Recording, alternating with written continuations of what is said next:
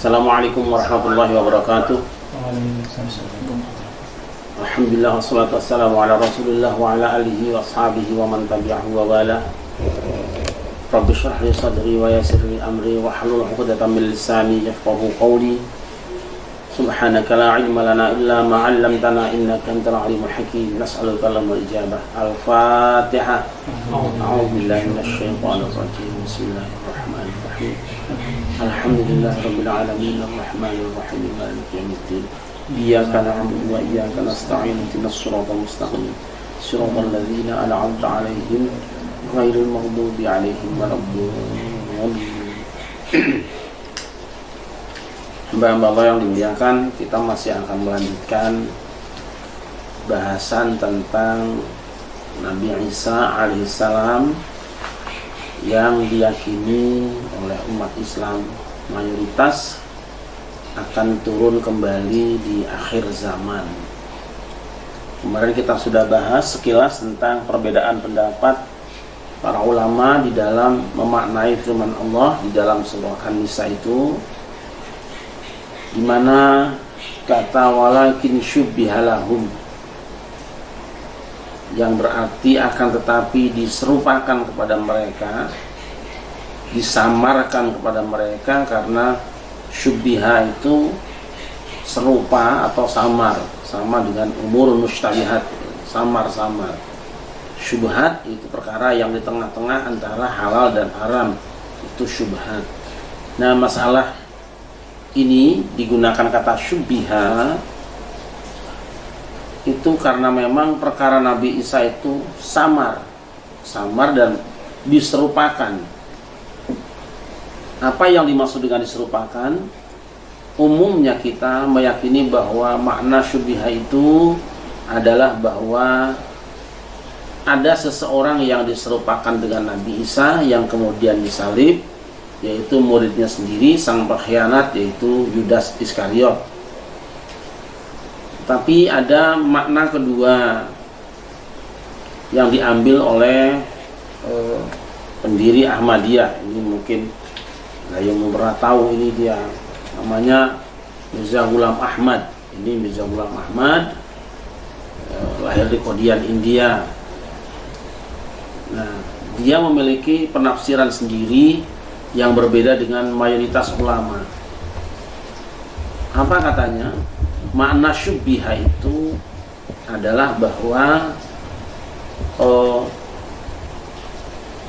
bukan diartikan ada seseorang yang diserupakan dengan Nabi Isa, tetapi Nabi Isa itu sendiri diserupakan seolah-olah dia itu meninggal dunia.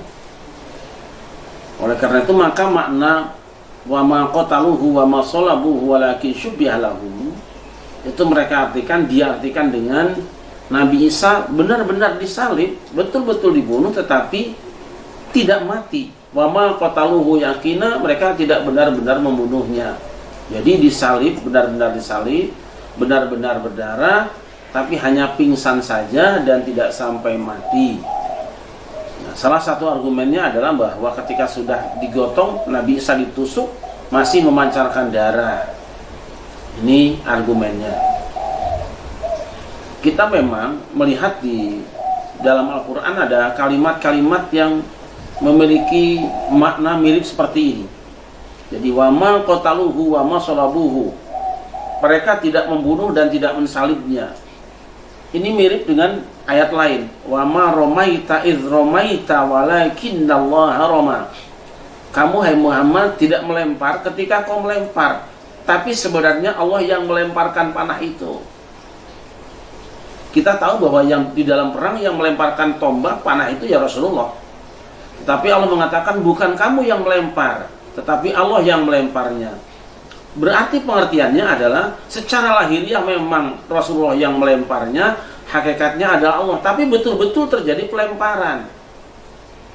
Betul-betul terjadi pelemparan dan Rasul pelakunya. Nah, mungkin bisa diserupakan ini adalah wa ma qataluhu. Mereka tidak membunuhnya, sebetulnya membunuhnya, gitu loh. Sebetulnya mereka menyalibnya, gitu loh. hanya saja tidak sampai mati. Juga kita pernah membaca ayat mungkin innaka la tahdi man ahbabta walakin Allah yahdi man yasha. Engkau hai Muhammad tidak memberikan petunjuk kepada orang yang kau cintai, tapi Allah yang memberikan petunjuk kepada yang dia kehendaki. Faktanya Rasul memang memberikan petunjuk. Nyatanya Rasul juga membimbing, menyiarkan dakwah, menyampaikan kebenaran Islam. Tetapi Allah mengatakan innaka la tahdi man ahbabta. Dan nanti ada ayat lain, wa innaka la tahdi ila siratal mustaqim. Nah, inilah pertimbangan pertama dari Mirza Ghulam Ahmad yang kemudian juga dikutip oleh siapa namanya? Mubashir Ahmadiyah ya. Nadir Ahmad. Ini dikutip dan diyakini oleh Jamaat Ahmadiyah. Kemudian tentang barrafa'ahu Allahu ilaih. Tetapi Allah mengangkat mengangkat Isa kepadanya. Ini juga beda pendapat para ulama tentang pengertian rafa'a di sini. Karena faktanya di dalam Al-Qur'an pengertian rafa'a itu ada dua. Ada rafa'a secara fisik, ada rafa'a secara derajat atau kemuliaan. Narfa'u darajati man nasya wa rafa'na laka dzikra. Tilka rusulu ba'dahum ala ba'din minhum man kallama Allah wa rafa'a ba'dahum darajat. Yang diangkat derajatnya. Tapi juga kata rafa'a itu rafa'as samawati bi ghairi amadin. Allah mengangkat langit tanpa tiang, itu diangkat secara fisik. Nah, apakah ketika Allah mengatakan barrafa'ahu Allahu ilaih, tetapi Allah mengangkat Nabi Isa kepadanya itu dalam pengertian diangkat secara fisik atau diangkat secara derajat? Ini fisik, ini derajat atau non fisik, kemuliaan. Yang diambil oleh para ulama kita adalah Nabi Isa memang diangkat secara fisik sebagaimana telah kami jelaskan kemarin, bahwa dia diangkat oleh Allah dengan dua orang malaikat kemudian sampai ke langit. Nah, tapi Ahmadiyah mengatakan tidak, yang diangkat adalah derajatnya. Oleh karena itu maka meskipun Nabi Isa itu disalib kata mereka, kata Ahmadiyah, tetapi dia tidak sampai mati, hanya terluka saja, dikuburkan secara normal, kemudian berpindah dan wafat secara normal. Yang diangkat adalah derajatnya, bukan fisiknya. Nah, berarti kalau begitu Nabi Isa sekarang sudah tidak hidup lagi. Mayoritas ulama mengatakan Nabi Isa sekarang masih hidup. Umumnya Ahlus Sunnah wal Jamaah mengatakan Nabi Isa masih hidup. Dasarnya adalah tadi, Nabi Isa diangkat ke langit. Dan nanti ada hadis mengatakan kaifa antum idza nazala fikum Isa bin Maryam hakaman 'adlan wa imaman muqsitan, dan seterusnya. Bagaimana pendapat kamu nanti jika di tengah-tengah kamu turun Nabi Isa bin Maryam sebagai imam yang adil, hakim yang bijaksana. Itu hadis sahih riwayat Al-Bukhari. Nah, itu menunjukkan Nabi Isa akan turun. Tetapi Ahmadiyah mengatakan Nabi Isa sudah meninggal, tidak di langit. Kenapa dasarnya? Ayat Quran. Wa ma ja'alna li basyarin min qablikal khulda afa in mitta fahumul khalidun. Kata Quran, tidak ada seorang pun manusia sebelum kamu yang kekal. Jadi sebelum Nabi Muhammad lahir, semua manusia sudah meninggal dunia. Dalam artian generasi sebelum Rasul meninggal. Kalau generasi sebelum Rasul sudah meninggal, tidak ada yang kekal, berarti Nabi Isa juga sudah meninggal dunia. Ini argumen mereka. Dan nanti kita menemukan di dalam hadis Al-Bukhari bahwa tidak ada satu jiwa pun yang saat ini hidup di atas bumi 100 tahun kemudian masih ada yang hidup. Tidak ada satu jiwa pun yang sekarang hidup 100 tahun nanti masih hidup. Itu ada hadis Sahih Bukhari itu. Berarti setelah Rasul wafat maksimal itu sudah wafat semua, tidak ada yang lain. Nah, hamba Allah, kalau begitu berarti timbul pertanyaan.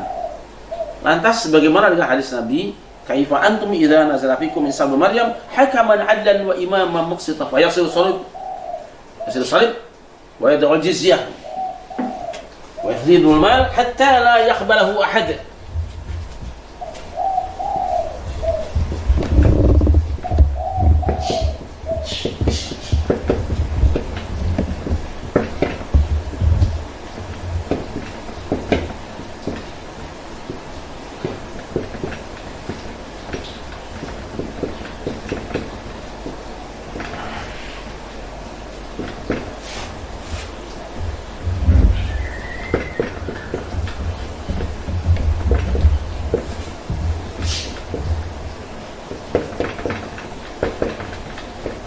seterusnya. Bagaimana keadaan kamu nanti apabila di tengah-tengah kamu turun Isa bin Maryam, lalu dia sebagai hakim yang adil dan imam yang bijaksana, dia akan mematahkan salib dan membebaskan pajak. Jadi nanti Nabi Isa datang, salib-salib akan dipatahkan, kemudian bayakul khinzir, termasuk juga membunuh babi-babi, dan akan membebaskan pajak. Apa yang dimaksud dengan Nabi Isa ini? Umumnya para ulama mengatakan bahwa betul-betul Nabi Isa yang akan turun. Nanti dalam hadis disebutkan bahwa beliau akan bersama dengan Imam Mahdi untuk melawan Dajjal. Jadi ada 3 tokoh, Dajjal, Imam Mahdi, dan Nabi Isa. Nanti Nabi Isa disuruh menjadi imam, tidak mau karena imamnya adalah Imam Mahdi. Besok kita akan bahas juga Imam Mahdi. Dan Dajjal dibunuh olehnya, betul Dajjal. Tetapi sebagian ulama lain, termasuk diantaranya adalah Mirza Ghulam Ahmad ini, dia mengatakan bahwa Nabi Isa yang akan datang itu bukan dalam pengertian benar-benar Nabi Isa, tetapi orang yang diserupakan dengan Nabi Isa. Jadi ada satu tokoh yang nanti memiliki karakteristik sifat-sifat seperti Nabi Isa.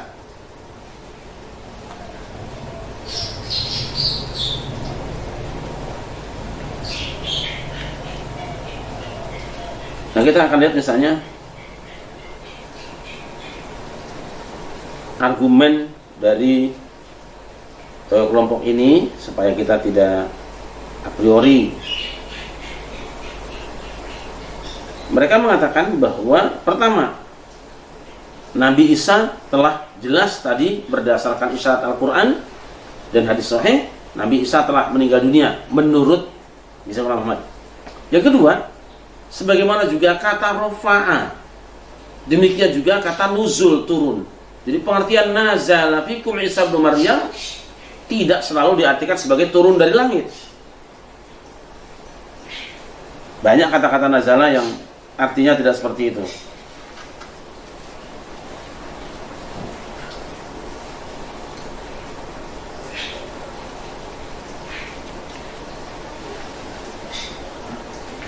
Misalnya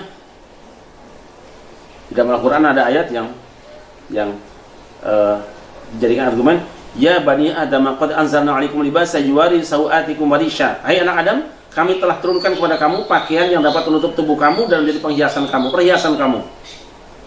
Kita tahu pakaian itu tidak turun dari langit, tapi tumbuh dari bumi. Anzalna 'alaikum libasa. Maka anzala di sini artinya adalah bukan menurunkan tapi memberikan atau menciptakan. Nah, pengertian Isa bin Maryam yang digunakan dengan nazala fikum Isa bin Maryam maknanya adalah datang.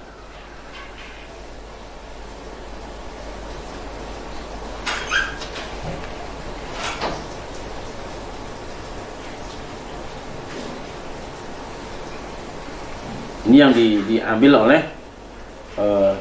Mirza Ghulam Ahmad dan para pengikutnya yang dikenal sebagai Jemaat Ahmadiyah. Nah, karena kesimpulannya, karena pengertian diangkat itu juga bukan pengertian diangkat secara fisik ke langit, maka pengertian turun pun bukan jelek jatuh dari langit. Inilah dua perbedaan. Bahwa mayoritas ulama mengatakan Nabi Isa itu sudah wafat, betul. Nabi Isa masih hidup, betul. Tetapi ada juga di kalangan Ahlussunnah wal Jamaah yang mengatakan bahwa Nabi Isa sudah wafat secara normal, itu minoritas. Ditambah satu lagi dengan pemahaman dari Mirza Ghulam Ahmad sebagai pemimpin atau pendiri Jemaat Ahmadiyah, Qadiani. Bahkan lebih dari itu, Mirza Ghulam mengatakan bahwa Nabi Isa yang dijanjikan akan datang di akhir zaman itu bukan Nabi Isa orang Israel. Karena apa? Itu akan merendahkan kemuliaan umat Muhammad. Tapi dijawab oleh Ahlussunnah, itu tidak merendahkan.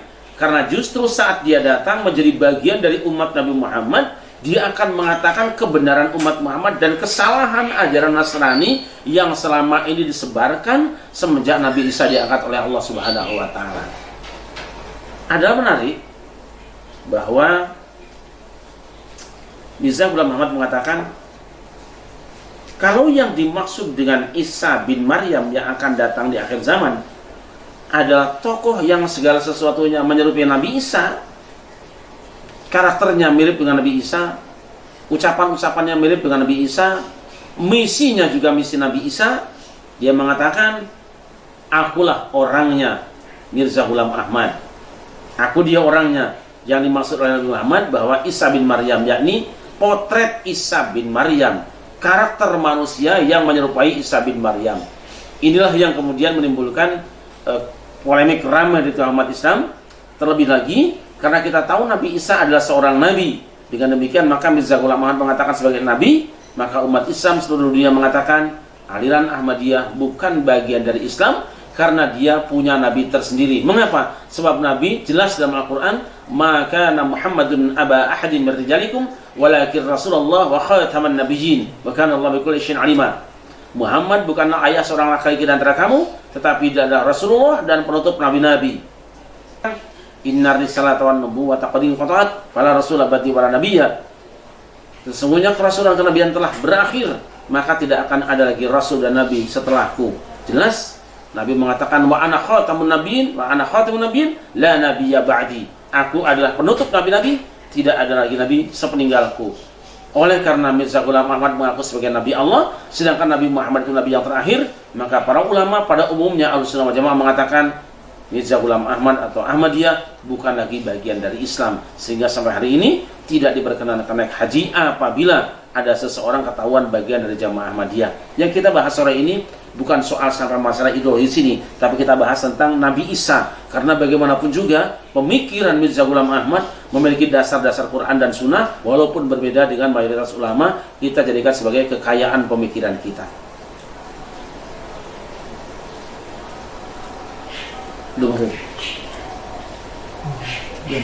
Berapa menit? 3 menit.